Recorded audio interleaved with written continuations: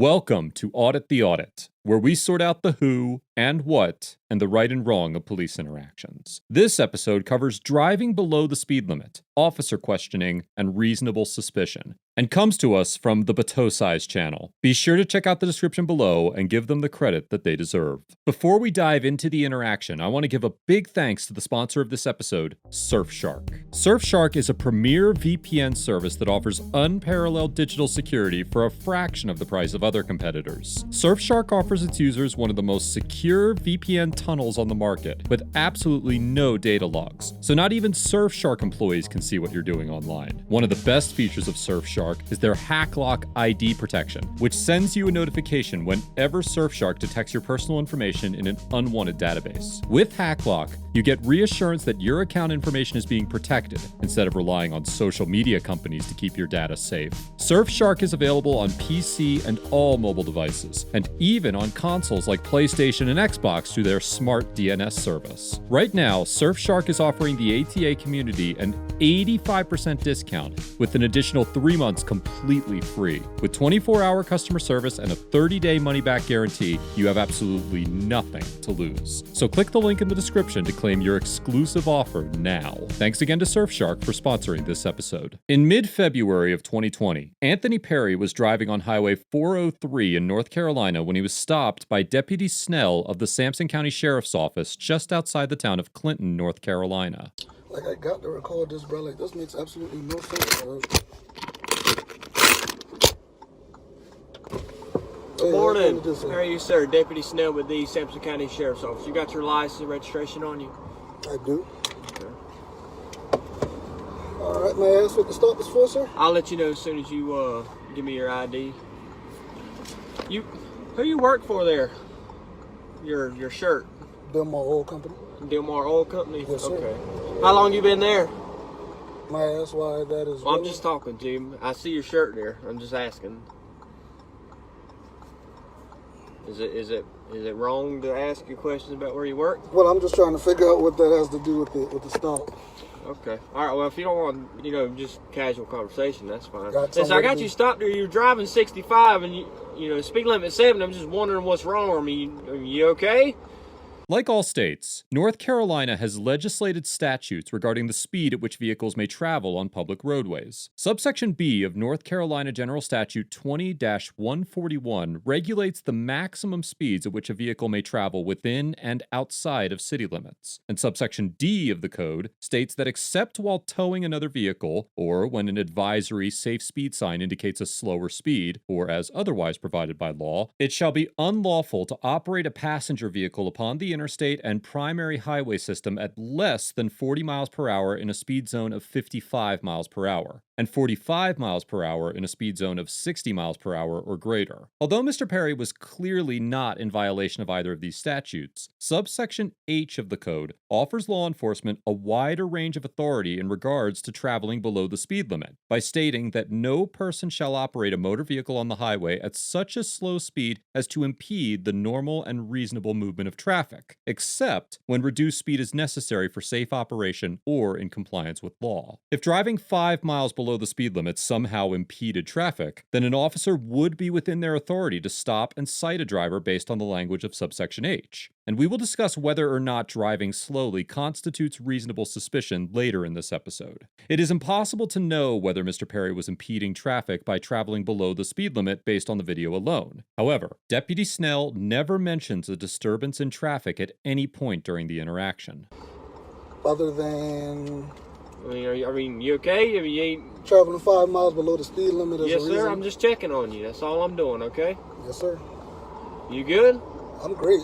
Awesome. How are you? I'm doing better than I deserve, You got the paperwork for the vehicle? It's actually a rental car. The only paperwork that I have is via email. It's what? A rental car. But what were you saying about something? You said something right after that. The only paperwork they give you is via email. Okay. You pull it up digitally? I can. Okay. How long you got it for? Until I decide to take it back. Oh, okay. They don't have like a scheduled day to return it? They do, but unfortunately for my schedule right now, I'm not able to. You still live in Clayton? I do. Okay. What's Pungo Court off of? It's off of 7.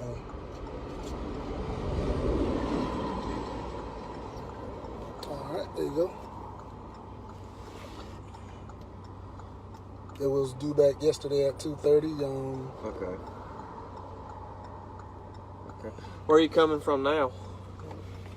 The Fifth Amendment's right to remain silent clause protects citizens from being forced to answer questions by police officers. It is important to bear in mind that anything you say may be used against you in a court, and even the most mundane and trivial questions have the potential to incriminate you. There are psychological elements associated with roadside questioning that extend beyond the legal implications of answering seemingly innocuous questions, which must also be considered. Officers are trained to detect social indicators that may correlate with certain guilty behaviors, and engaging in casual conversation with a suspect may reveal indicators that could lead to an officer obtaining reasonable suspicion. The Police One website, which touts itself as a, quote, secure, trusted, and reliable online environment for the exchange of information between officers and departments across the United States and from around the world, highlighted how ostensibly average replies from typical questions from an officer could be perceived as evasive and deceptive within the context of a police encounter. This accuracy of this perspective is questionable, but showcases the importance of invoking the right to remain silent, and it is equally as important to verbally express that you wish to remain silent. Although Mr. Perry does not directly invoke the right to remain silent, he rightfully questions the relevance of Deputy Snell's inquiries.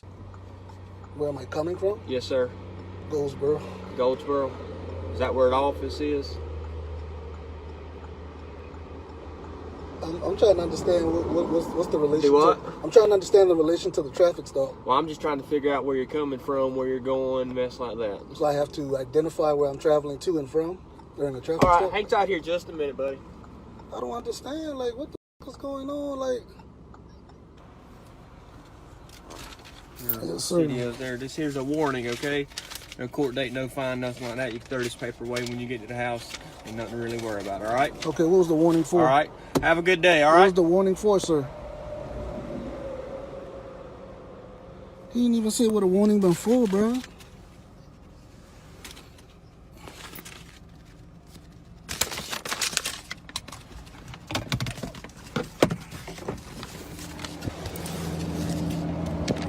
Excuse me, sir.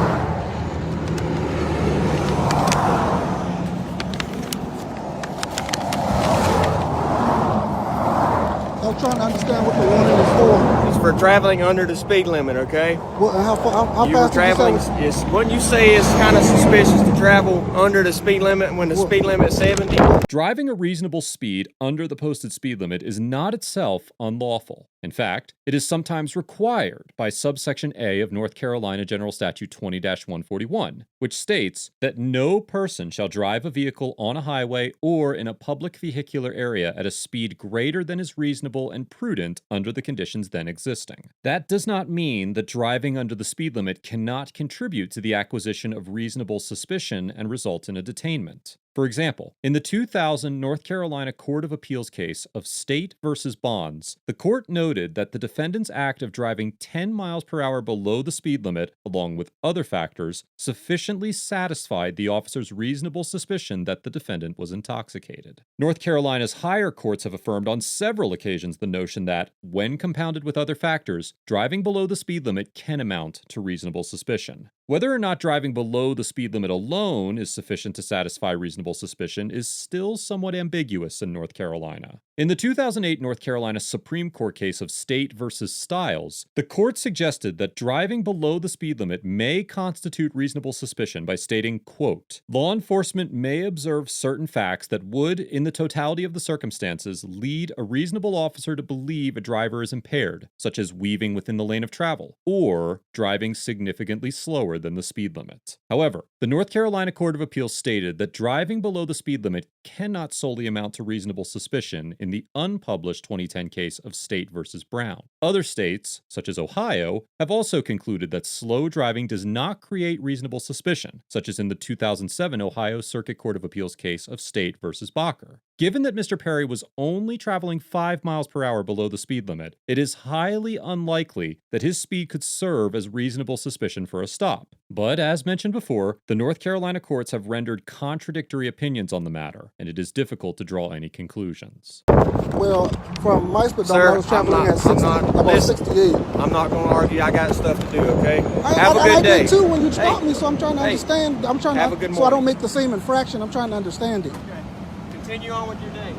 Deputy Snell returned to his patrol car and left the scene without further incident. Following the encounter, Mr. Perry filed a formal complaint against the deputy and spoke with WRAL News about the incident. Something needs to happen. I can't say what that is. All I ask is that if in fact there was something off about his stop, at a minimum, a training segment, that would improve his abilities to service the community. The WRAL News team contacted the Sampson County Sheriff's Office for a statement regarding the encounter, and the department had this to say. In regards to the law regarding stopping someone under the speed limit, please keep in mind an officer only needs reasonable suspicion to stop a vehicle and not probable cause. The department also assured WRAL and Mr. Perry that it was reviewing the incident and intended to take the appropriate action should they deem it necessary. Overall, Deputy Snell gets a C for exercising poor discretion by stopping Mr. Perry, issuing Mr. Perry a formal warning for traveling below the speed limit, and validating his stop with questionable logic and ambiguous statements. While Deputy Snell's decision to stop Mr. Perry appears illegal at face value, the higher courts of North Carolina have yet to set a precedent regarding reasonable suspicion and driving below the speed limit, and North Carolina's traffic code is somewhat vague within the context of this encounter. Deputy Snell's reluctance to explain the citation to Mr. Perry is moderately unreasonable, considering that he took the time to write a formal warning instead of issuing a verbal warning, which contradicts the deputy's excuse of having other things to do, rather than explaining his decision. If the deputy's stop would be considered valid, then it creates an environment where drivers are expected to drive exactly the speed limit at all times, and discounts a variance in sensible factors, such as discrepancies in speedometers and tire size.